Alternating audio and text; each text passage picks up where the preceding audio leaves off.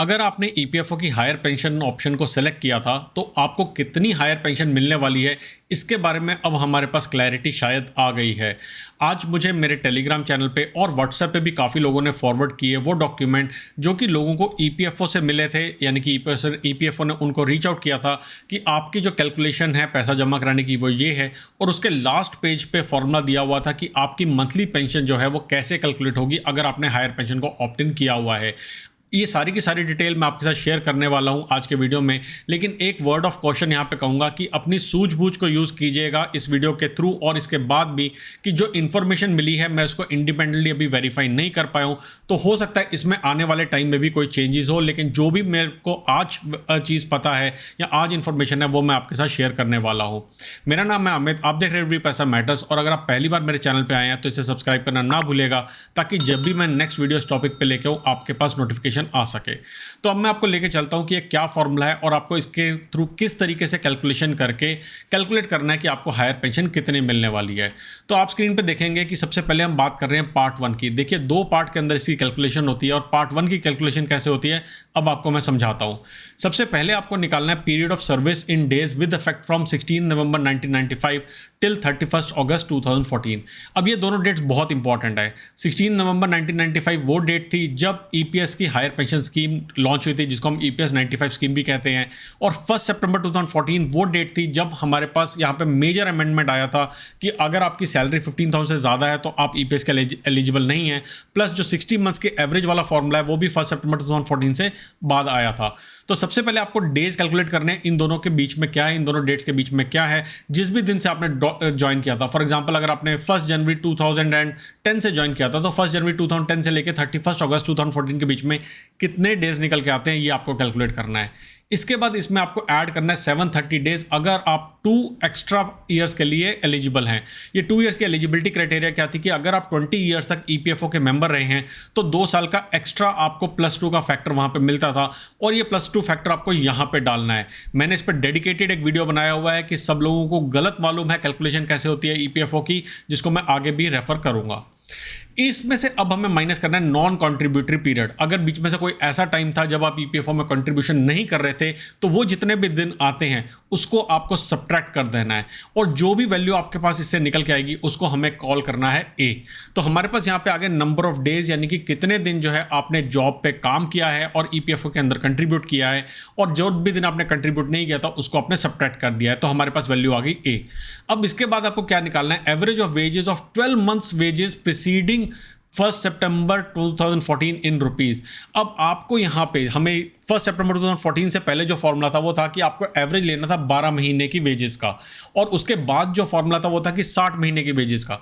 तो यहाँ पे जो 1 सितंबर 2014 से पहले की आपकी वेजेस थी उनका आपको एवरेज लेना है। कौन सी वेजेस हैं ये वो वेजेस हैं जो कि एक्चुअल में जिसके बेसिस पे आपका ईपीएफओ ने कैलकुलेशन करी है कि ईपीएस में कितना अमाउंट जाना है, तो वो वाली वेजेस आपको लेनी है। ईपीएफ वेजेस लेनी है, ईपीएस वेजेस नहीं लेनी है, यानी कि 6,500 रुपये वाली वेज नहीं लेनी है, एक्चुअल वेज लेनी है। उसका आपको एवरेज निकालना है लास्ट 12 महीने का, और इसको कॉल करेंगे बी। अब ये दोनों की जब हमारे पास वैल्यू आ जाएगी तो आपके पास यहां पे आता है पेंशन 1 का फॉर्मूला। पेंशन 1 का मतलब क्या है, आपको जो पहला पार्ट होगा पेंशन का वो यहां से आएगा, और इसकी कैलकुलेशन कैसे होगी, ए यानी कि कितने दिन आपने काम किया है multiply by average of 12 months of salary divided by 365 into 70। यहां से आपके पास जो भी अमाउंट आएगा ये आपके पेंशन का एक वैल्यू निकल के आती है। और अब दूसरी वैल्यू कैसे निकल के आती है उसके ऊपर चलते हैं। दूसरी वैल्यू को कैलकुलेट करने के लिए आपको निकालना है period of service with effect from 1 September 2014 till the date of exit from pension fund. तो आप फॉर एग्जांपल अगर 1 सितंबर 2020 को जो है एग्जिट हुए हैं, यानी कि आपने अराउंड 6 साल के लिए काम किया है, तो आपको निकालना है कि इन डेज क्या डेज निकल के आते हैं। उसके अंदर डेज इसलिए निकालने हैं क्योंकि बीच में कुछ लीप ईयर होंगे तो उनके अंदर 366 डेज आएंगे, और अगर नॉर्मल ईयर है तो 365 डेज आएंगे। आपको एक्चुअल डेज निकालने हैं इस ड्यूरेशन में क्या निकल के आते हैं, जो भी आपकी ड्यूरेशन ऑफ सर्विस है। अगर आप करंटली जॉब कर रहे हैं तो जब आप रिटायर होंगे उस टाइम तक, उस दिन तक कितने डेज निकल के आएंगे वो आपको फॉर्मूला में यूज करना है। इसमें से आपको सब्ट्रैक्ट करना है अगेन नॉन कंट्रीब्यूटरी पीरियड। अगर आपने किसी पीरियड के लिए काम नहीं किया है, आपने ईपीएफओ में कंट्रीब्यूट नहीं किया है, तो वो आपको इसमें से सब्ट्रैक्ट करना है, और इसको हम कॉल करेंगे एक्स। इसके बाद आपको निकालना है average of wages of 60 month preceding from the date of exit of pension fund. तो जो भी डेट आप एग्जिट कर रहे हैं पेंशन फंड को, यह हम 1 सितंबर 2014 के बाद की बात कर रहे हैं, उसका आपको 60 महीने का एवरेज लेना है और इसका जो एवरेज आएगा इसको हम कॉल करेंगे y। तो हमारे पास ये दोनों वैल्यूज निकल के आ गई हैं। अब यहाँ पे क्या कर रहे हैं, पेंशन 2 का फॉर्मूला कैसे कैलकुलेट हो रहा है, वो कैलकुलेट हो रहा है x, यानी कि जितने भी दिन थे 1 सितंबर 2014 के बाद के आपके काम करने के, उसको मल्टीप्लाई करना है जो भी एवरेज ऑफ आपकी इनकम था, इसको डिवाइड करना है 365 इंटू 70 से। और यहीं पे हमारा सारा झोल पकड़ में आता है कि कैसे लोगों को घाटा होने वाला है। अगर आपको अभी तक नहीं समझ आया कि कैसे घाटा होने वाला है, मैं आपको बताता हूँ। देखिए हुआ क्या, यहाँ पे 2 पार्ट हो गए हैं।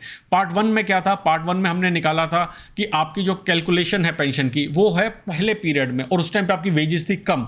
और पार्ट 2 के अंदर हमने निकाला है जब आपकी वेजेस ज़्यादा हो चुकी हैं और आप एक्चुअली हायर वेजेस के ऊपर जो है कंट्रीब्यूट कर रहे हैं, उसके हिसाब से आपकी क्या वैल्यू है। लेकिन यहाँ पे हमने एक पार्ट जो ले लिया है, इसकी एजम्पशन मानी जा रही थी। अगेन ऐसा एजम्पशन माना जा रहा था कि ये जो वैल्यू है इसको भी इसी के अंदर कंज्यूम किया जाएगा। फॉर एग्जांपल अगर आज किसी की एवरेज सैलरी चल रही है 2 लाख रुपए पर मंथ की, मान के चलते हैं, तो उनका जब से भी उन्होंने जॉब स्टार्ट करी, अपना काम स्टार्ट किया है, वो 2 लाख रुपए के हिसाब से ही उनकी कैलकुलेशन होने वाली है। लेकिन ईपीएफओ का अगर ये वाला जो फॉर्मूला है ये सही निकला तो यहां पे 1 सितंबर 2014 के बाद की जो वैल्यू है वही आपको 2 लाख रुपीस के बेस पे मिल पाएगी और उसके पहले की जो वैल्यू है वो आपको पुरानी सैलरी के बेस पे मिल पाएगी, जो कि आपकी एक्चुअल जो हायर पेंशन है उसको काफ़ी कम करने वाला है। बहुत ही स्मार्ट मूव करी है ईपीएफओ ने।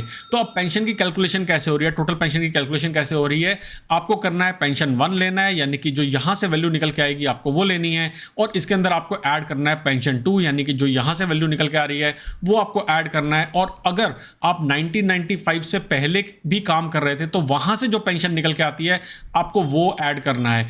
इन तीनों को ऐड करके आपकी टोटल पेंशन निकल के आएगी और जैसा मैंने समझाया इसके कारण आपकी पेंशन जो है वो काफ़ी कम होने वाली है एज अपोज टू जो हमें लगा था कि हमें काफ़ी ज़्यादा अमाउंट मिलने वाला है।